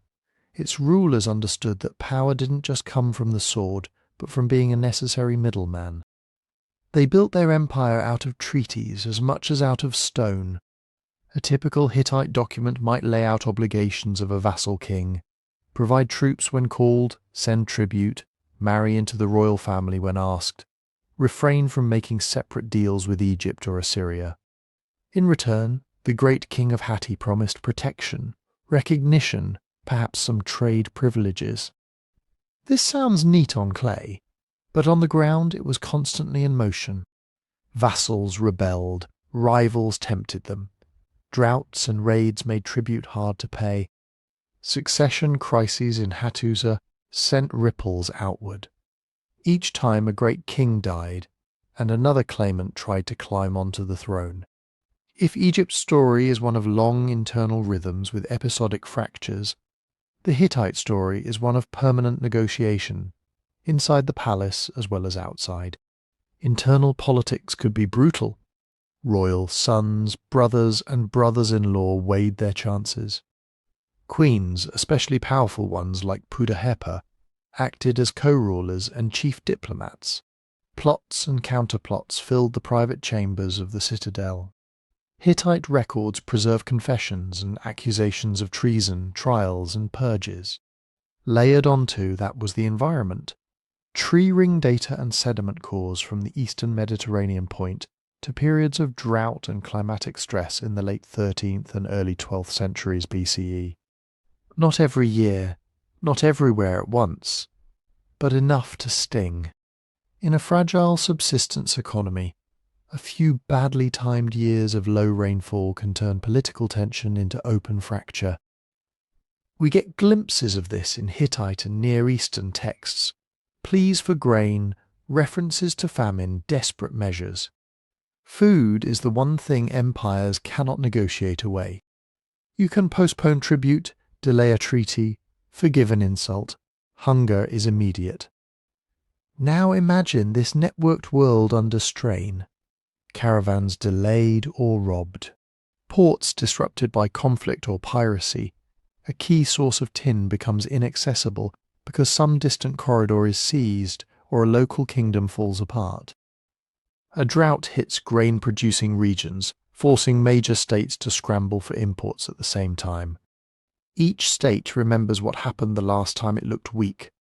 Each tries to shore up its position by pulling in more resource, more loyalty, more security. Conflict flares, refugees move, bandits multiply, rulers, fearing revolt, crack down harder. Local elites hedge their bets, quietly contacting rival powers. In this context, the final decades of the Hittite Empire look less like a single great catastrophe and more like a series of overlapping stress waves. We think Hattusa was abandoned around the early 12th century BCE. The great archives go silent. The monumental gates, with their carved lions and sphinxes, look out over an emptied city. But there is debate over how exactly this played out. Some scholars emphasize invasion and destruction, external attacks, perhaps linked to the sea peoples who appear in Egyptian texts, sweeping across the coasts and destabilizing inland polities. Others see more of a drawn-out internal weakening, where drought, famine, and palace intrigue undermined the state's ability to respond until it simply couldn't sustain itself. It may not be either-or. Empires under internal strain are easier to push over. Regions hit by environmental stress are more likely to revolt or abandon fields and towns. Collapse here doesn't necessarily mean everyone died, or that culture vanished overnight. It often meant that the centralized mechanisms of the bureaucracy, the long-distance trade protections, the system of treaties and vassal obligations stopped working. Archives were no longer maintained. Scribes stopped copying and filing daily correspondence because there was no stable court to serve. Provincial governors, cut off from the centre, shifted their allegiance or tried to rule on their own. Tax caravans didn't arrive. Royal storehouses were looted or simply ran empty. Cities that had depended on regular flows of grain and goods shrank or were abandoned. Smaller, more defensible sites gained importance. People moved back into the countryside, relying more on local resources and less on imported luxuries. The Hittite imperial system fragmented, but Anatolia did not become empty. In its wake, new polities appeared. In the south and southeast, So-called Neo-Hittite city-states emerged, smaller kingdoms using related languages and art styles, carving their own monuments, making their own deals. To the east, Assyria bided its time, then expanded. On the coasts, new trading groups, including the ancestors of the Phoenicians, adapted to the changed landscape, building a seaborne economy on the ruins of the old. The same wave that drowned the Hittite Empire lifted other boats. That's one of the unsettling lessons of the Late Bronze Age breakdown. The same external shock, a change in climate, a disruption in trade, a wave of migration does not hit every society the same way. Egypt tightened its belt, lost its empire, but maintained continuity along the Nile. The Hittite state in Anatolia, more dependent on managing a mosaic of rival elites and long overland routes, couldn't absorb the same blows. The structure fractured. New, smaller structures crystallized where the pieces fell. In some areas, people's lives may have become, for a time, simpler and more localized, less exposure to distant markets, more dependence on nearby fields and herds. In others, conflict and displacement may have been acute. Archaeology can show us burned layers, abandoned palaces, and new settlement patterns. It can count pollen grains that tell of forest regrowth or field abandonment. But it can't fully capture the feeling of watching the web that supported your world unravel, one snapped strand at a time. And yet, embedded in the Hittite story and the wider Bronze Age collapse is a warning that echoes uncomfortably into our own networks. The very thing that made that world prosperous, the tight interlocking of trade, treaties and specialized production, also made it vulnerable to cascading failure. When each kingdom relied on distant tin, specific trade corridors, and a steady flow of grain and prestige goods, a problem in one corner could ripple through the whole system. A lost port here meant no copper there. A failed harvest there meant no tribute here. A succession crisis in one capital encouraged vassals in another to rebel, which closed a mountain pass that a caravan needed, which starved a city that supplied soldiers, which emboldened raiders along the coast. Not all shocks can be prevented. But how tightly we bind our fates together, how specialized, how just in time, how centralized, we do have some say in that. The Hittite Empire's disappearance marks one of the pivot points between ages in our historical labels, from bronze to iron, from palace-centered economies to more fragmented landscapes of small kingdoms and city-states. An age ended not because people forgot how to smelt bronze, but because the political and trade structures that maintained that system could no longer bear their own strain. In the next civilization, we move far from Anatolia's stony hills, into the humid forests and stepped pyramids of the Maya, where a different kind of interconnection between cities, kings, and a capricious climate slowly tightens into centuries of drought and decision. If the Hittites show us an empire of stone and treaties stretched across dry highlands, the classic Maya show us something stranger, an archipelago of cities in a rainforest, each with its own king, its own dynasties, its own temples rising like artificial mountains above the trees. The lowlands of what is now Guatemala, Belize, and parts of Mexico and Honduras are not an obvious place to build stone cities for hundreds of thousands of people. There are no great rivers like the Nile, no snow-fed Tigris or Euphrates. Rain comes in a wet season, then mostly stops. The limestone ground drains fast. Surface water can vanish for months at a time. Soil is thin, patchy, easily exhausted if you push it too hard. And yet here, between about 250 and 900 CE, the classic Maya did something extraordinary. They carved out fields in the forest. They cut terraces into hillsides to catch soil and moisture. In the swampy Bajos, they dug canals and raised long, narrow platforms of earth to create ridged fields above the flood. They turned sinkholes and natural depressions into reservoirs, lining them with clay and plaster to hold precious rainwater through the long, dry months. In cities like Tikal, Calakmul, Karakol, and Copan, They shaped entire landscapes as water harvesting machines. Rooftops sloped toward channels that fed central cisterns. Plazas were subtly tilted so that every storm became a brief, controlled flood, filling man-made lakes that doubled as sacred mirrors of the sky. Agriculture, water, and monuments were not separate projects. They were one integrated system. Fields fed people. People gave labour. Labour raised temples, palaces, and causeways.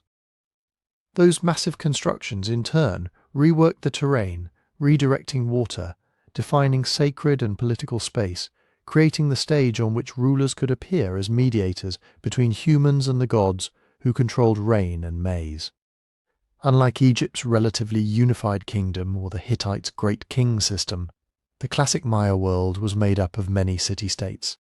Each had its own emblem glyph, its own dynastic history. They spoke closely related languages. They shared calendars, ritual cycles, and artistic styles. They borrowed architectural ideas and ceremonial practices from one another. But they were not a single empire. They were more like a competitive league. Their stone inscriptions tell us this with remarkable intimacy. For a long time, we couldn't read those glyphs. They were aesthetic mysteries, beautiful but mute. As decipherment advanced in the late 20th century, a new picture emerged. Stelae and stairways that we once thought were purely religious turned out to be, in large part, dynastic brag sheets. They record births, accessions, alliances, battles, captures, sacrifices. One king axes another.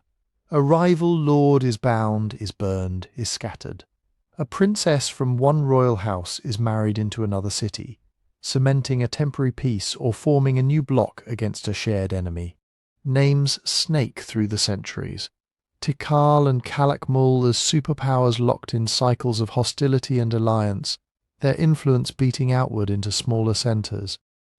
Secondary cities pick sides, shift loyalties, or try to play both ends against the middle. Monuments become press releases in stone. You can feel the elite competition sharpening over time. Early on, there is more emphasis on simple dynastic continuity. So and so became king on this day, performed this ritual, dedicated this temple. Later, we see more aggressive boasts. I, the Holy Lord of X, captured the Lord of Y on the day when Venus rose as morning star. I made him kneel. Each victory demands to be commemorated. Each commemoration demands a building, a stela, a new layer of plaster and paint. The landscape thickens with proof of status. All of this rested on a delicate base, enough maize, beans, squash, and other crops to feed large urban populations, and the elites who directed their labour.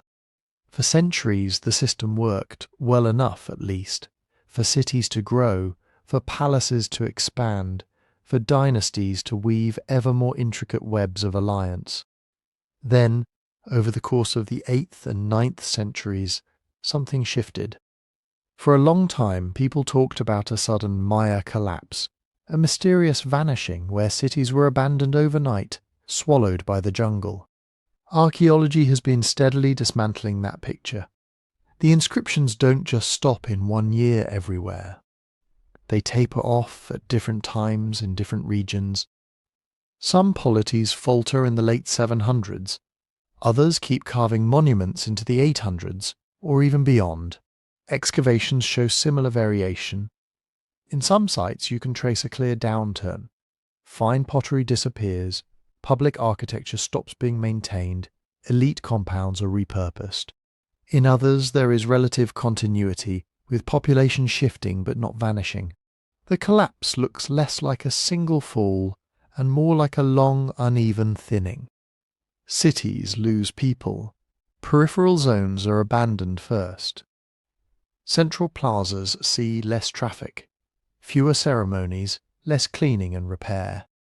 Construction slows, then stops. Power seems to fragment.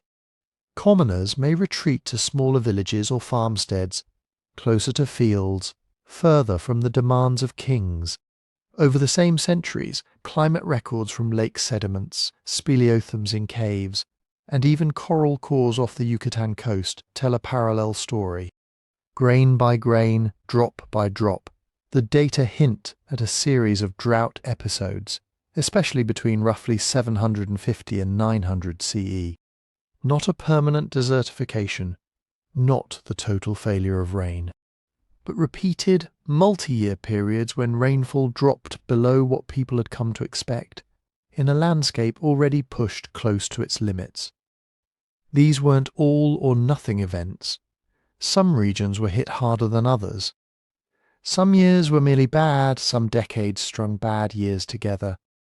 In a forest that had been heavily modified, trees cut for fuel and lime burning, slopes cleared for fields, wetlands engineered for intensive cultivation, those droughts had different consequences than they would have had in a more lightly used landscape. Losing forest cover can change how water moves and how soil holds together. Without enough roots, heavy rains run off faster, eroding terraces instead of soaking in. Dry spells bite deeper because there is less shade, less organic matter to hold moisture. The very success of classic Maya land use, its ability to support large concentrations of people, may have amplified vulnerability when the climate shifted. We don't have a single inscription that plainly says, "There was a great drought and the people suffered." That isn't how Maya rulers presented their world. Their job was to sustain cosmic order, to perform the rituals that made the sun rise and the rains return on schedule. When they staged bloodletting ceremonies or burned offerings on temple tops, they weren't just acting for show. They were reenacting myths, renewing cycles, keeping the calendar aligned with the heavens. As long as the rains came close enough to expected times, this system could absorb a lot of strain. A bad harvest could be explained, ritually repaired, folded into a larger pattern. But what happens when bad years keep repeating? When reservoirs drop lower than memory? When farmers, already asked for labour to build temples and palaces and elite compounds, are also asked to open new fields further from home on thinner soil in riskier places? Here, the political and the ecological start to interlock in uncomfortable ways. Elite competition pushed rulers to outdo one another in ostentatious construction and display. More temples, bigger pyramids, longer processional causeways, more carved monuments telling of victories and divine favour. To feed those projects they needed labour and surplus. To get labour and surplus they needed confident subjects, convinced that their rulers' rituals actually worked, that the king's calendar knowledge, his blood offerings, his claims of descent from gods or ancestors, really could keep the world turning. But climate doesn't always cooperate with political theatre. As resources tightened because of drought, soil exhaustion, overextended agriculture, or some combination, rulers faced a grim choice. Scale-back projects admit implicitly that times were hard, and risk looking weak in comparison to rival cities that still managed to raise stelae and dedicate temples. Or double down, commission even grander monuments, stage more elaborate rites, demand more from a population whose wells and fields were already under stress. The inscriptions suggest many chose the second path. Late classic monuments are often large, elaborate, crowded with glyphs. They proclaim victories and rituals even in decades when, archaeologically, we see signs of strain, fortifications going up, evidence of conflict within and between cities, hurried construction and repair. At some centres there are hints of social friction. Burned elite residences, barricades cutting across former processional routes, mass graves that don't look like calm ritual burials. It's possible that in some places faith in the old arrangements eroded. If the rain doesn't come, maybe the king has lost favour. Maybe the gods themselves are displeased, or perhaps they listen better to priests in another city. Maybe, more simply, the bargain no longer makes sense. Why give your labour to raise monuments celebrating victories that don't fill your granary? Across the lowlands, the long drought centuries turned the classic Maya network inside out. In some regions, power centers moved. The great southern lowland capitals declined, while northern cities like Chichen Itza rose later with new styles, new religious and political formulas, new ways of organizing water and trade. In others, people stayed but changed how they lived, downshifting from ornate urban lifestyles to more decentralized rural patterns. Maya culture did not disappear. Maya languages, beliefs, and communities continued, and still continue long after the last classic stela was carved. What waned was a particular way of being Maya, the dense constellation of competitive city-states anchored by monumental centers in a rainforest that had been sculpted to the edge of its capacity. Their warning, when we listen across the centuries, is strangely familiar. Status competition and ecological strain can feed each other. Leaders, locked in contests of prestige, may push systems harder precisely when those systems most need relief. The more you prove power by building, consuming, and displaying, the more you tie your legitimacy to a flow of resources that might not be guaranteed. In wet years, in stable decades, it feels sustainable. In a string of dry years, the same logic can pull the whole fabric apart. The classic Maya remind us that it is possible to be technologically ingenious, agriculturally sophisticated, and culturally brilliant, and still build a political economy that becomes brittle under prolonged stress. In the next story, we'll cross half a world of ocean to a tiny island in the Pacific, where another society tried to do something ambitious in a limited environment, watch their trees thin, and face their own choices about how much to build and at what cost. In the middle of the Pacific, thousands of kilometers from the nearest continent, there is a triangle of land barely big enough to notice on most maps. Rapa Nui, Easter Island. If the classic Maya lived in a network of cities woven through a rainforest, the people of Rapa Nui lived at the opposite extreme, one island, one main society, almost total isolation. No nearby allies to call on, no neighbouring valley to flee to if things went wrong. Just a volcanic speck, ringed by cliffs and surf with thin soils, patchy forests, and a hard blue horizon in every direction. Sometime between about 800 and 1200 CE, Polynesian voyagers arrived here. They were part of one of humanity's most impressive expansions, the spread of canoe-borne sailors out from island Southeast Asia into the vast emptiness of the Pacific. They reached Samoa, Tonga, Hawaii, Aotearoa, New Zealand, and dozens of other islands long before Europeans knew those oceans were crisscrossed by any human path at all. They navigated by stars, swells, wind, birds. They carried with them a portable world, crops like taro, yams, bananas, sugarcane, chickens, sometimes pigs, the knowledge of how to turn a coral atoll or a volcanic ridge into a home. On Rapa Nui, that toolkit met unusual constraints. The island was forested when people arrived, but not with endless, deep, wet jungle like the Amazon. It was a small, wind-washed forest, including a now extinct species of tall palm, surrounded by nutrient-poor ocean and poor harbours. No big rivers, no neighbouring islands close enough for easy resupply. Once you were there, you were there. For a while, the story goes, things went well. People cleared land for gardens, used rocks to mulch their fields and trap moisture, carved out niches on the slopes where sweet potatoes and other crops could grow. They developed a distinctive form of agriculture known as lithic mulching, spreading stones over the ground to reduce evaporation, buffer temperature swings, and break the wind near fragile plants. They learned to use caves as cool, protected garden spaces, and famously they began carving moai, the great stone figures that would come to line the coasts. Each statue was an ancestor, a focus of mana, spiritual power, standing on a stone platform called an ohu, facing inland toward the people, not out to sea. The moai weren't just random stone art. They were tied to lineages, to clan histories, to competition between groups.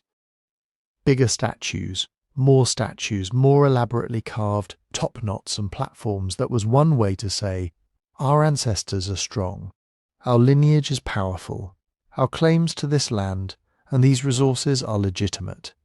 For many years, a simple morality tale was told about Rapa Nui. In that version, the island is a parable about ecocide. People arrive on a forested island, mindlessly cut down all the trees to move giant statues, destroy their environment, and collapse into chaos and cannibalism. It's a clean story, too clean. Archaeology, paleoecology, and a closer reading of oral traditions have been complicating that picture. We know the island was deforested over time. Pollen records from lake sediments show a steady decline of tree species, especially the giant palms, and an increase in grasses and shrubs. But the timing, the causes, and the consequences are more tangled than the morality play suggests. Rats almost certainly played a role. Polynesian rats, likely arriving with the first canoes, found an island with no native mammalian predators and an abundance of palm nuts. Gnawed seeds show up in the record. Rats can prevent trees from regenerating even when adult trees are left standing. Young palms may never make it past the vulnerable seedling stage. At the same time, humans were using wood for canoes, houses, cooking, and yes, for moving and raising moai in some fashion. Exactly how much wood statue transport required is debated. Some researchers argue that ingenious methods, sledges, rollers, or walking the statues upright with ropes and coordinated teams, may have reduced the need for massive log roads. Others emphasize that over centuries, any additional draw on a slow-growing forest matters. Climate seems to have shifted as well. The island's environment wasn't perfectly constant. Changes in the broader Pacific, including El Niño southern oscillation patterns, could have altered rainfall and wind, making an already marginal landscape even trickier to manage. So we're not looking at one cause, we're looking at rats eating seeds, people cutting trees, soils thinning, climate wobbling, and, on top of that, social choices about what counted as success. For much of Rapa Nui's pre-European history, moai carving and ahu building intensified. Statues got larger and more numerous over time. Quarries in the interior hills show scores of partially carved figures, some enormous abandoned in place. Coastal platforms became long, complex structures faced with carefully fitted stonework. This was labour-intensive, resource-intensive work, just as temple building was for the classic Maya. But like the Maya, the Rapa Nui were not reckless simpletons. They were also adjusting, innovating, trying to make life work on limited ground. Stone gardens, sheltering walls, and careful placement of fields show an intimate understanding of microclimates. The archaeological record does not show a sudden, catastrophic crash before Europeans arrived. Population estimates are debated, but there's growing evidence that people remained on the island in significant numbers and continued to adapt even as forests dwindled.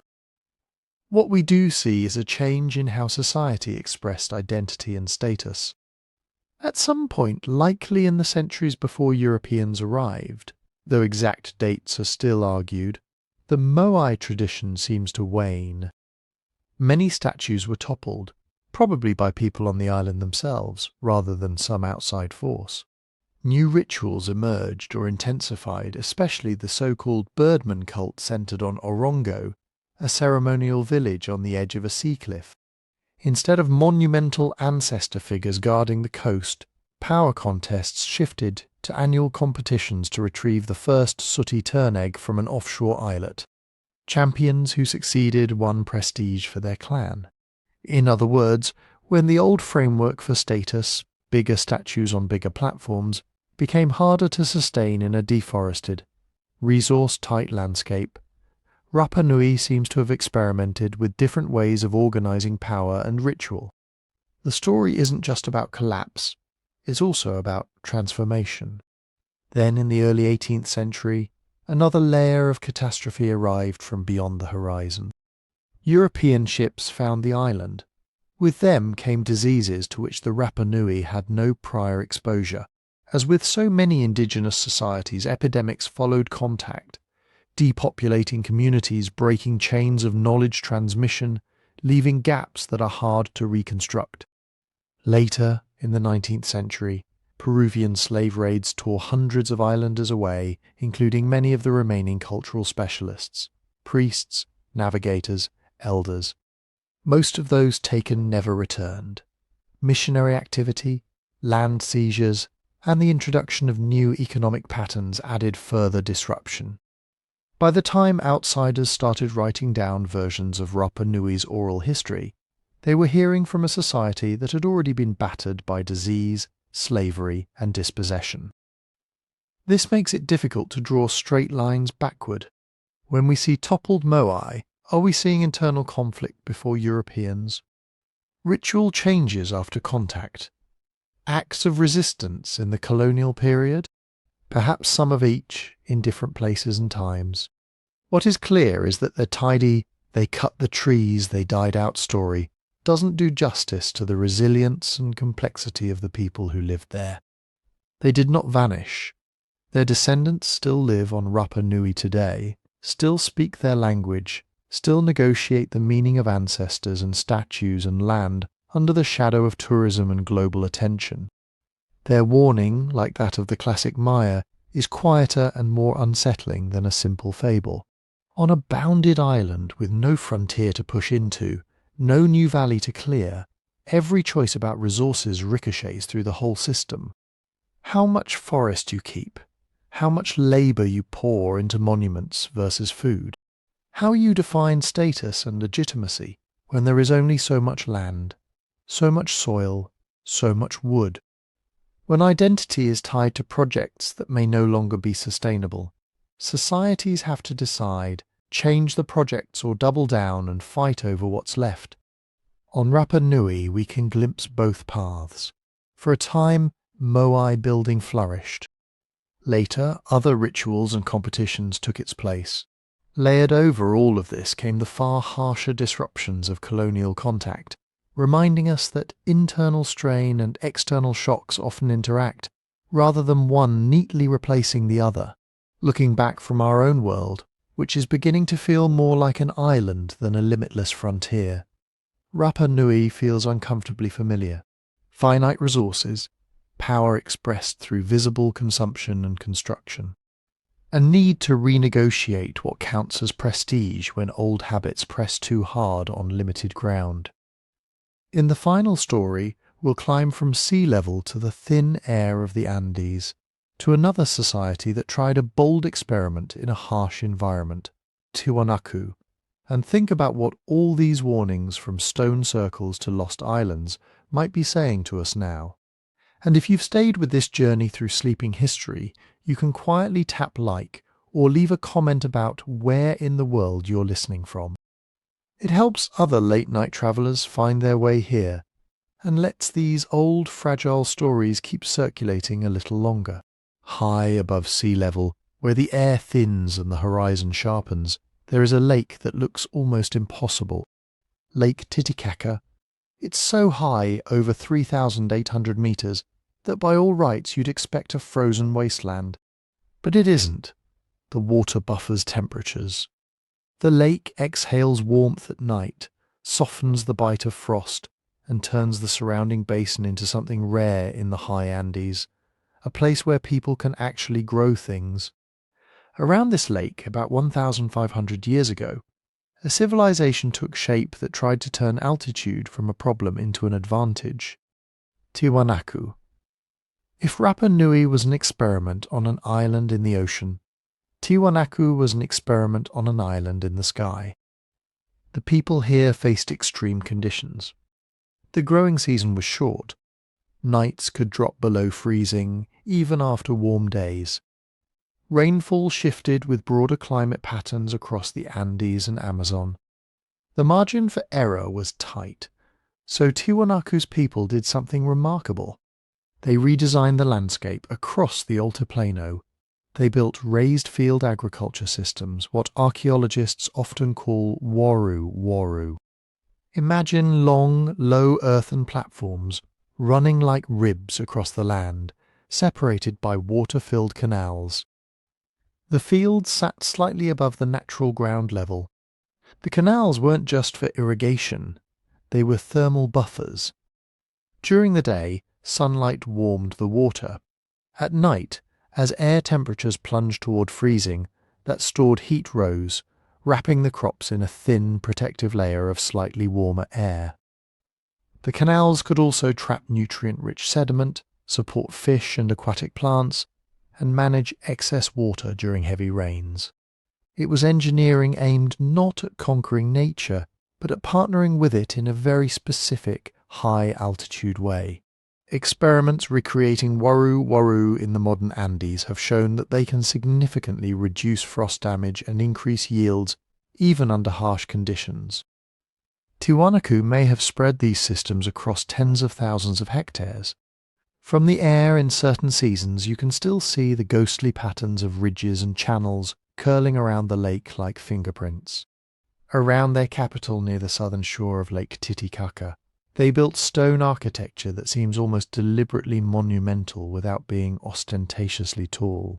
Sunken plazas, stepped platforms, bafflingly precise stonework, where blocks lock together with an engineer's logic. Images of staff-bearing deities, condors, pumas, and human-animal hybrids repeat in carved lintels and monoliths. This was not a loose scatter of villages, it looks like a state. Not a state in the later Inca sense, with armies marching on imperial roads and bureaucrats tallying tribute on knotted cords, but some kind of central authority that could organize labour, coordinate food production, and project a shared set of symbols outward into the surrounding highlands. Tiwanaku's influence stretched far beyond its core. Ceramics, textiles, and stone styles associated with Tiwanaku show up across the Altiplano and into valleys that drain toward both the Pacific and the Amazon. In some regions, local elites adopted Tiwanaku iconography, weaving its symbols of power into their own clothing, ritual spaces and feasting gear. In others, colonies or enclaves, outposts with Tiwanaku-style architecture and material culture, seem to have been established to control particular resources. Maize at lower elevations, coca in warmer valleys, llamas and alpacas for meat, wool and transport. Instead of one compact city-state, Tiwanaku looks like the hub of a wide regional network. Trade routes carried goods and ideas between high plains, snow-fed valleys and distant coastlines. Pottery styles, drinking vessels for chicha, fermented maize or other grains, spread along with religious imagery. Pilgrims may have climbed to the capital for ceremonies centered on the agricultural cycle, the lake and sky beings linked to rain and fertility. In this world, altitude wasn't just a physical condition. It was a spiritual one. Living closer to the realm of snow peaks and clouds meant living closer to deities of water and weather. And yet, for all its ingenuity, Tiwanaku was still bound to climate. The Altiplano's rainfall depends in part on how moist air from the Amazon crosses the Andes, a system influenced by long-term cycles that can swing between wetter and drier multi-century phases. The period of Tiwanaku's rise seems to coincide with generally favourable conditions: increased moisture, more reliable lake levels, a climate that gave their raised field experiment room to shine. Under those conditions, waru weren't just clever, they were powerful. They could moderate frost, handle excess rainfall, and steadily produce surplus food.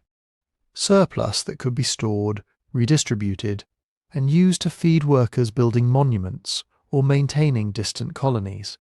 Surplus that could anchor alliances with neighbouring groups through feasts and ritual offerings. Then the pattern appears to change.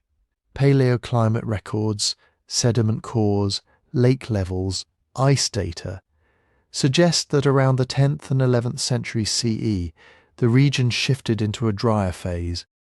Not a single drought, but a series of dry periods punctuated by irregular rains. Lake Titicaca's level dropped, shorelines retreated. Areas once regularly flooded became drier and more unstable. The very water buffering system that made the raised fields so effective relied on having enough water to fill those canals, enough moisture in the broader landscape to feed the lake. As that baseline dropped, the waru-waru design may have been pushed toward its limits. When rainfall becomes erratic too much at some times, too little at others, you can't just engineer harder. You can clean canals, adjust planting schedules, pray to the sky. But if the whole climatic floor is moving, an entire agricultural strategy can find itself out of tune. Archaeological evidence suggests that, over time, many of the raised fields were abandoned. Monumental building at the capital slows. Craft production specialized on Tiwanaku styles wanes or regionalizes. The big, bold patterns that tied the region together start to fragment. This doesn't look like an overnight apocalypse. There isn't a layer of ash from some catastrophic eruption, or an obvious invader's signature sweeping across the ruins. Instead, it feels more like what happens when surplus shrinks in a system that has been built around expanding connections. When there's plenty of food moving, plenty of feasts, plenty of prestige goods flowing along trade routes, distant communities have reasons to stay aligned with the centre. They get ritual legitimacy. They get redistributed goods in lean years. They get access to sacred places and stories. But when climate noise increases and stored surpluses can't fully buffer the shocks, that glue weakens. Local leaders begin to look inward. Instead of sending excess grain or potatoes or llamas to support far-off projects at the lakeshore, they might decide to hold on to more for their own kin. Why support building or maintaining distant monuments when you're not sure if the next rainy season will come on time? Over decades, even small shifts in those decisions can accumulate. Pilgrimage routes see fewer travellers, colonies are resettled or localise their identities. Iconography that once pointed back toward Tiwanaku's central deity starts to be reinterpreted, blended with older local symbols or replaced by new styles. By the time we reach the centuries just before the rise of the Inca, Tiwanaku's capital is largely abandoned as a political centre. Its stones remain. Its influence echoes in later Andean ideas about sacred lakes, mountains, and reciprocal exchanges between rulers and the people. But as a state, as a network that could command and coordinate across vast altitude gradients, it has dissolved. The warning from Tiwanaku is not that innovation fails. Their raised field systems are among the most brilliant examples of climate-aware agriculture ever built. The warning is subtler. Innovation buys time. It stretches the envelope of what's possible. It can turn a marginal landscape into a flourishing one for a while. But it does not make a system invulnerable. When external conditions keep shifting past the range your techniques were designed for, even the most elegant solutions start to strain. When surplus is thin, social and political bonds woven around those surpluses start to fray.